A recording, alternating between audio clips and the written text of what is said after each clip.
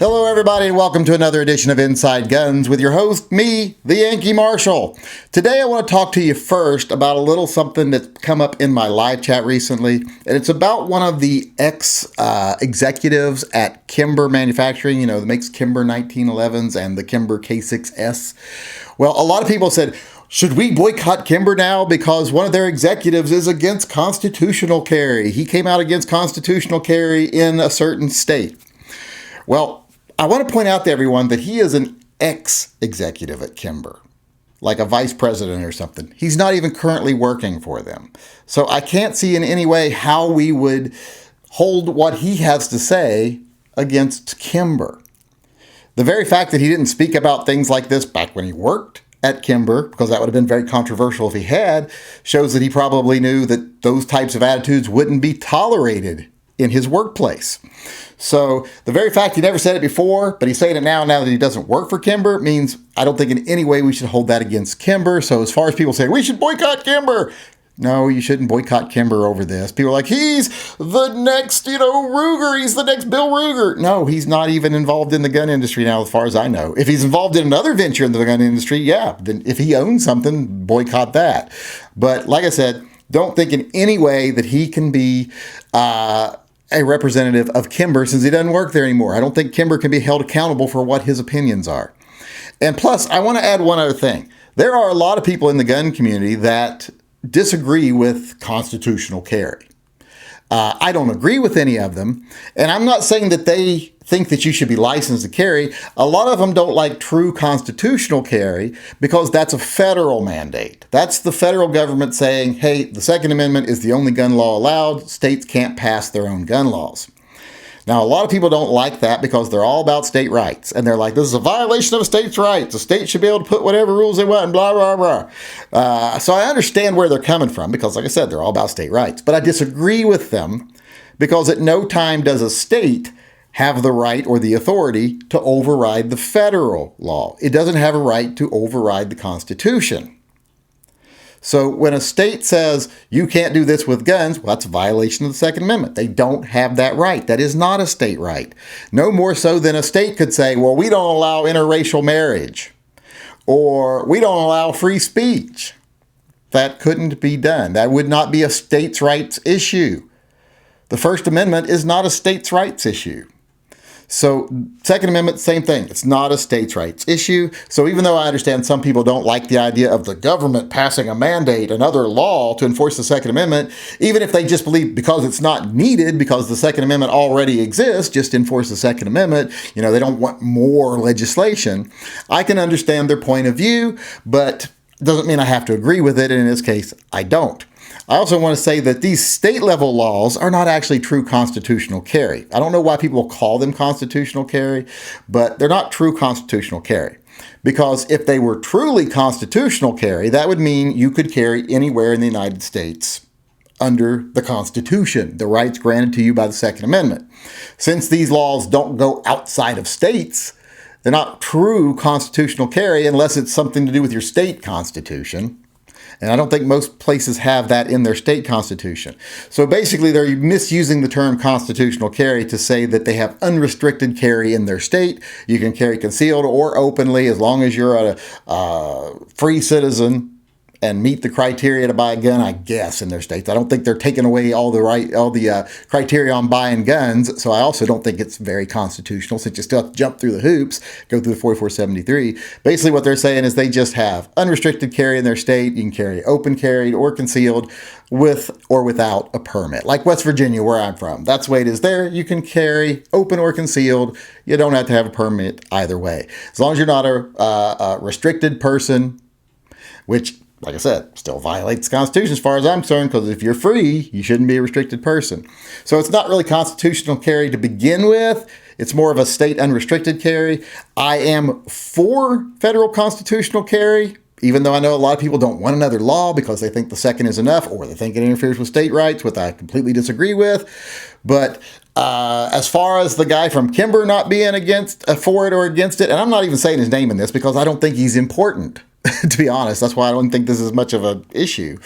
As far as him being against it, that's on him. It's not on Kimber. And no, we shouldn't boycott Kimber. All right, next I want to move on to a little bit of gun talk, which as we know is my favorite part of the show.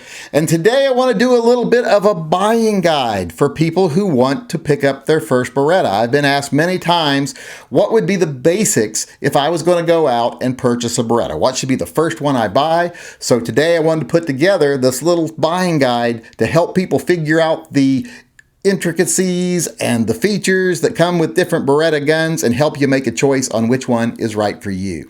All right, the first thing you need to keep in mind when you're buying a Beretta 90 series pistol is it a 92 or is it a 96? 92s are 9mm. 96s are 40 Smith & Wesson. Now these guns will actually look pretty much identical except for the size of the actual bore in the barrel. That's pretty much the only difference you're really going to see. There are also other model numbers and calibers, but they're not available in the US, so I'm not going to cover them. One of the first terms you'll want to know is inox. Inox simply means it's stainless steel. If it's not an inox model, it'll just come in the standard black finish, the Beretta, unless it's one of the specialty Cerakote finishes. If it's not inox, it'll be black or it'll be green or it'll be brown or something like that. But if it's inox, it's stainless. And like I said, I think this is a Beretta or something like that finish. It's some finish that sounds like a transformer, but I'm not really sure what the name of it is. Now that applies mostly to the slide and the barrel. The frames are generally an alloy. They have aluminum alloy frames. So if you want a metal frame, you'd have to buy a special edition Beretta, which are very expensive, or you'd have to buy the Beretta 92X performance gun, which also has a metal frame, but it is not stainless. A lot of people think that new 92X is stainless. It is not. It is carbon steel slide and frame. It just has a special silvery gray coating on it. Now, another thing you're probably going to want to be aware of is whether it has a fixed front sight like the gun in my right hand here, or whether it has a removable front sight like the gun in my left hand, and we'll talk more about that later. Now, the next thing you're going to want to keep in mind is what size gun are you going to want? The 90 series guns come in 3 basic sizes. They come in what is a full-size gun, which is self-explanatory. It's the full-size gun. And it has the typical trademark extended barrel. That's usually on the full-size guns. There are some exceptions, but that usually is the case. Next, you have the Centurion model, which is basically the full-size gun, but it has a shortened slide. The slide has been cut back a little bit at the end, so it sticks out a little less from the dust cover than the regular one does, and it also tends to have a shorter barrel that has more of a target crown cut on it instead of having that protruding barrel. And then you have the compact, which is basically the Centurion slide, the shortened slide and barrel, but also with a shortened grip. This would be your compact version of your Beretta firearm. Next, what you're going to want to know is what type of safety do you have? Is it a type G or is it a type F? A type F is a safety and a decocker. When you decock, it stays down and you later thumb it back up to be able to fire the gun. On a type G gun, the safety lever is not actually a safety, it's just a decocker and it pops back up immediately after you decock.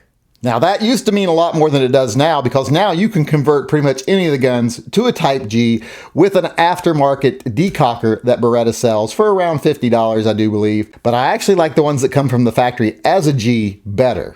The older G models that came from the factory had the standard, more flush, weak side safety, whereas the new ones have a far more substantial lever here. If you're left-handed, you would probably like that, but I actually prefer it being the more flush, old-style looking one.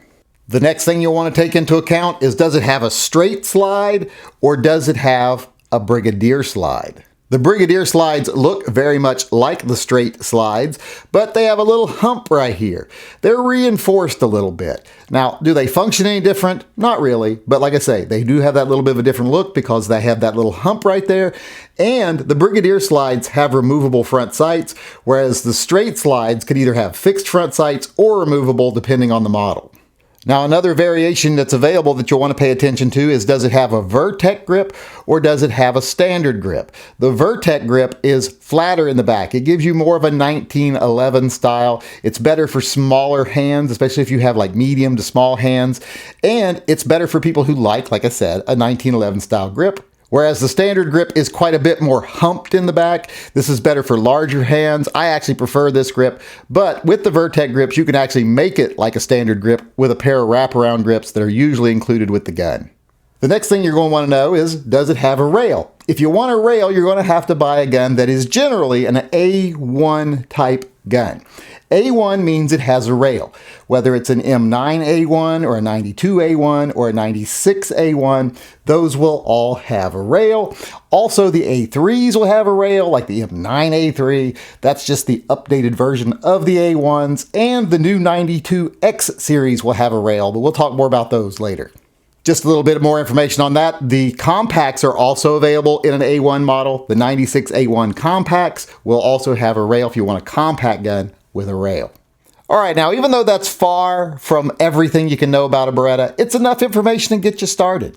You know, if you want something that's basic, the most base gun with a straight dust cover or a slanted, depending on what year it is, and, you know, fixed front sight, regular grip, you know, either F or G, depending on what you put on it, then you go with a regular gun like an FS or an M9. If you want it just a little fancier, maybe get it in inox.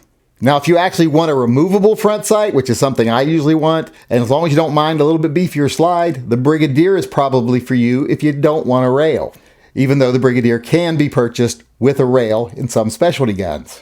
Now, if you're wanting a gun with a rail, you go to one of the A1 series. If you want a standard back grip, you can get a 92A1 or a 96A1. They'll have the rail and they'll have the removable front sight. You can also get an M9A1, but it will not have a removable front sight. It'll still have the standard back and it'll have a rail, but no removable sight. One thing you do need to remember about the 92A1 and the 96A1, they are proprietary frame. You can't switch slides onto other frames from this gun, and you can't switch other slides onto this frame. Or if you want a rail and the Vertec grip with a removable front sight, you can move to either just a Vertec model gun, which is kind of hard to find these days, or you can get an M9A3. This kind of combines all the features of the guns that most people like together in one gun. Removable front sight, rail, Vertec grip, which can be converted to a regular grip. You know, it's just a really nice gun. This even has a threaded barrel, beveled magwell, really nice setup gun. But you can also buy a gun that has most of these features, except for this, without having as big a price tag as the M9A3. And that is the 92X series that I wanted to talk about. The 92X series is basically the updated modern day Beretta. It doesn't use the A1 or the A3 nomenclature, but it does have a rail. About the only thing the M9A3 has that the X doesn't have is a threaded barrel, which you can buy aftermarket if you want to save the money from the M9A3. Otherwise, it combines pretty much all of the modern features into one base gun. It can be in either type F or G configuration. It has the Vertec grip, which is more versatile and can be put back to a regular grip with an included wraparound grip. It also has a rail, like an A1 series gun does. It does have a more modern, shorter cut barrel with a target crown on it. And it actually has a rounded trigger guard. It doesn't have the standard trigger guard. This is a feature that was prevalent in a lot of custom Berettas, and they have included it in this series gun and makes it look a little more high-end. I think the full-size trigger guard better, but I think most people like this better. And this is why I recommend this gun. When anyone's wanting to buy a Beretta and they say, which Beretta should I buy as my first Beretta?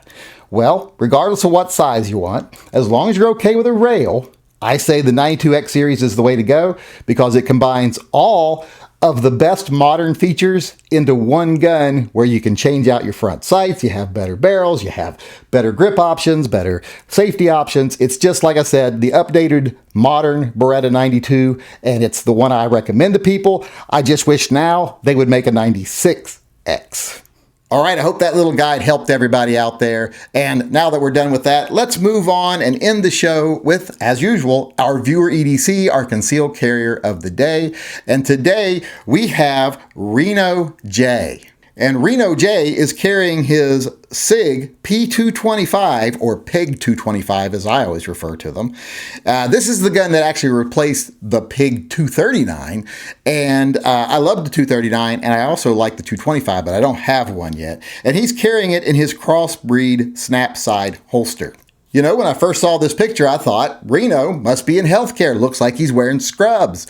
But then I noticed he's in the laundromat, so maybe he's just out of clean clothes, and these are his pajamas, because people do wear pajamas everywhere nowadays. I saw a couple wearing pajamas at the car lot the other day, buying a car. They were probably in their late 30s, early 40s. The woman was even wearing slippers. I felt like going up to him and saying, congratulations on giving up on life. But, you know, that would have been a bad guy if I did that. But like I said, don't know if Reno J here is wearing scrubs or if he's wearing his pajamas, because he is at the laundromat. Now, I do notice he does seem to be wearing a pair of Canadian underwear underneath his scrubs/pajamas or jean shorts. So I think that's what he's got his gun in, is his jean shorts. I guess that's kind of an ingenious way to carry while you're wearing scrubs, is put you on some little, like I said, Canadian underwear underneath. So whether he's in healthcare or not, don't know. Whether these are scrubs or pajamas, I don't know. But I do know I like his ingenuity. So that's our concealed carrier of the day, Reno J, with his Pig 225 in his crossbreed snap-side holster. All right, everybody, that's our show for today. I do want to remind everyone to keep an eye out. I have another video up today, or coming out today, where I explain to people how the post office lost all the patches I sent out right before Christmas, so I have to resend all of them, and how I don't have enough to fill all the orders for all the ones I had. These aren't patches people bought. These are patches people are getting as a gift for donating to an animal charity fundraiser we did. Well, the post office lost all of them. There'll be more about it in that video, and I'm having to resend all of them. So I just want to let everybody know that that is happening. So check out that video if you had a patch coming. Other than that, I just want to remind everyone that this channel is totally viewer funded. It is not funded by sponsors or manufacturers or organizations or advertising groups. It's just funded by viewers. That way I only answer to my viewers. So if you want to check us out, go over and check us out at tympistolproject.com. Or you can also check out the fundraiser to make up the money that I'm missing because of the lost patches. And you can also check out the TYM Triple P and other things we do over there. See if you like it. If you do, then you can become a sponsor of the channel. Just go over to patreon.com/The Yankee Marshal. Sign up, be a posse member, or just a supporter of the channel, a friend of the channel, whatever level you choose. And with that being said, I will sign off today as usual by saying, as far as the state of the world today is concerned, you know, it is what it is. But what things will be in the future, as long as we keep our level heads about us, we fight smart and hard, we ignore the fearmongers, we ignore the profiteers, what things will be in the future is better.